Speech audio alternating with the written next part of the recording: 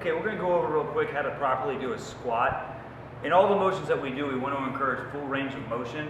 So our goal is going to be to go below the 90-degree plane and drop just past parallel into the full squat position. Okay, I'm going to demonstrate it from the side so you can see better, and then I'm going to go through a couple different coaching cues so you can kind of see some things to think about during your squat position. So first thing is we want our feet shoulder width apart, maybe a little bit further. Toes can be pointed out slightly, but not too far. We don't want to go way out like this, just a little bit. Okay, our weight's going to be back on our heels. All right, we're going to keep a very broad, high chest as we go down and start by initiating our butt going back. A lot of people make a mistake by bringing their knees forward first, which creates shearing in the knees and can create injury, okay? What we want to do is we want to drop our butt back first into the squat. Okay, so as I come down, I want to constantly think about my chest being up and out and keeping it tight back, tighten my stomach so that I don't arch over, excuse me. So I'll drop back down this way, my butt drops back, I'm looking forward the whole time. I've got a curve in my back. I want to avoid this hunched over position here. This is how people can get hurt really easily. So we want to look straight, look up, align our spine, and then stand straight back up. Our knees are going to track down. I'll show you this angle now so you can see the knees. As I come down, my knees are going to track slightly outward here, all the way down past 90 degrees, and straight back up. All right, pretty simple. Again, weight on the heels, chest up and out, good straight lumbar curve in your back this way, and then let those knees track outward. Hopefully that helped you guys out. Just let us know in class if you have any questions. Again, just like I said with the squat, we want full range of motion in all of our techniques, okay? So we're going to encourage chest all the way down to the deck and then full locked out position in the upright front leaning rest, okay? So again, I'll show you both angles from the side and straight on. So from the side, you're going to come down. We want to first get into a good front leaning rest position. Our hands, they can vary as far as how far apart they're going to be based on what muscle groups you want to exercise. But as a good rule of thumb, just go ahead and put them slightly wider than shoulder width apart. Spread your fingers out to increase the surface area that's touching the mat to help you, it helps make it a little bit easier. All right, we're going to come out up onto our toes. We want to be in a good lock position, and we want our back and our butt to be as straight as possible. So we're going to get into this position, hold it here, okay? If you are pretty advanced and comfortable with it, you can look forward as you do the push-up. It makes it harder than if you look down. So as you advance and as you get in better shape, try to make sure you're looking forward on your push-ups. Now what we're going to do is we're going to come all the way down, breaking that 90-degree plane. Chest is going to touch the deck, and then we want to extend all the way up, again, locking our arms out. So repeatedly, it's all the way down, all the way up, all the way down, all the way up. All right, working it from this angle now. Same thing. Again, hands a little bit further than shoulder width apart. Good plank position here, looking forward, all the way down, chest touches the deck, all the way up, all the way down, all the way up. For those of you who may have trouble or are newer to it and can't quite get that full range of motion push-up, it's better to scale it by going to your knees and still doing the full range of motion rather than doing the push-up improperly. So I'd rather see you come to your knees like this, do a full range of motion push-up using the same principles as the full push-up here to work every muscle in the entire range of motion, then do something more like this where you start piking and you start doing this kind of thing. Okay, so we want to go to our knees, come all the way down, all the way up, and still work through that full range of motion push-up. Eventually, by doing that, you'll get strong enough to be able to do the full push-up in the proper position. Go over the proper technique for using the slam ball. Okay, again, I'll show you the technique both facing forward and facing to the side so you can see both angles. Again, we want to work on full range of motion. Okay, so with the slam ball, we want to come all the way up above our head and then all the way down into a full squat when we slam a ball and catch it at the bottom of the squat, coming back up and repeating it. When you do the slam ball, you typically do it repeatedly, one rep after another, so it's important to have good transition between reps to make it easier and make it more efficient. Okay, so proper grip really is just kind of whatever you feel comfortable with, but I just put my hands just slightly underneath the ball so I have a good firm grip, fingers spread apart so it's not going to slip. All right, we're going to come all the way up above our head first, okay? Try to get your arms extended above head. No need to lock them out completely like this. Just get them high enough that we're going to be able to build momentum. From here, we're going to throw the ball down. It's a slam ball, it's not a drop ball, so we don't want to just go like this and then pick the ball up. All right, that defeats the purpose of the exercise. The exercise comes from that motion of me slamming down, working with gravity. So I'm going to come here and I'm going to slam it down, and then I'm going to catch it in the bottom of the squat. I'll pause in the bottom of the squat for the purpose of this drill. So I'm here, and I catch at the bottom of my squat, and then I stand all the way back up, and I slam again, and back up.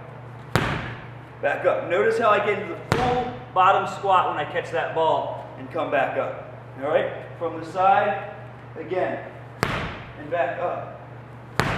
Back up. Notice the slamming motion, right? We don't want to drop and then pick it up, okay? A lot of the times when you drop it and pick it up, the tendency is to bend over like this, okay? Which isn't good for your back, all right?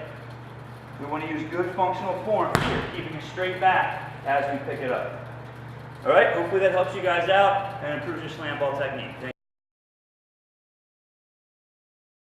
Go over how to properly do a wall ball, that is throwing the ball up at approximately an 8 to 10 foot target, catching it, dropping into a full squat, and then repeating the motion. First thing is the grip. How you grip this ball makes a huge difference in the success of this technique. So without the ball, I like to grab it underneath with my fingers spread wide and my thumbs just underneath of the ball. What that will help me do is when I actually throw that ball in the air, I'll actually rotate my wrist and pop it up. So it gives me a little bit more momentum and allows me to use a snapping motion to get that ball accelerating in the correct direction. As far as the squatting technique, again, it's all about timing. So what we want to do is as we catch it when it comes down, we want to make sure that once that ball hits our hands, we're not stopping and then squatting. We want to let the weight of the ball drive us down into the squat and then just come straight back up. So use the momentum of your entire body the entire time through the motion. Okay, so I'm going to demonstrate a few and then we'll go over a couple other pointers. So again, I've got my grip wide just like this, all right? Start the ball right at about your chest level, all right? About 2 to 3 feet away from the wall is good. Okay, I'm going to drop full into my squat, and then I'm going to come up, using the momentum of my motion driving up to throw that ball, catch, and back down. Throw the ball, catch, and back down. Throw the ball, catch, and back down. Okay? This power of your legs coming up is what makes you be able to do heavier and heavier weight. You shouldn't be using a lot of arm strength when you do this. It's all in your legs. Catch and drop straight back down into the squat. All right, hopefully that helps you guys out.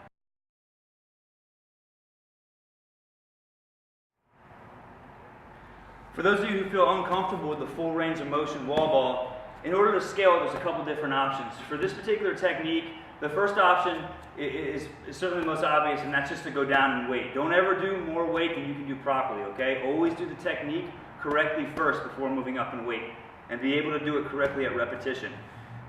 If you still, even at a lighter weight, are uncomfortable doing it, try to just shorten up the squat. We talk about full range of motion, which is important, but again, if that full range of motion with that weight coming down is going to cause you to bend over or drop the ball or do other things that could potentially injure you, it's better to just not go all the way down. So if need be, catch that ball here, but only squat a little bit and then throw that ball back up, okay? Ultimately, you want to try to work to get the full range of motion, but in the beginning, if you need to kind of shorten up a little bit, that's fine. All right, so hopefully that'll make you feel a little bit more comfortable, when you're just starting out with this. Go over everybody's favorite move, the burpee. We know that you do these a lot in class, and it's again proper to do them with good technique so you don't hurt yourself, and so you can get the maximum benefit out of the exercise. So when done correctly, the burpee is really 7 different motions or 7 count motion, just one after the other. So that's what I'm going to do is I'm going to break it down. I'm going to show you the technique both from a front angle and a side angle in all 7 different motions. Okay, so we're just going to go through it. The first step or the first position is going to be me just squatting down. Okay, so I'm going to squat down, and in this particular case I can come up onto my toes because I know that I'm going to jump back into the front lean rest. So I squat down, plant my hands on the mat, kind of in my push-up position.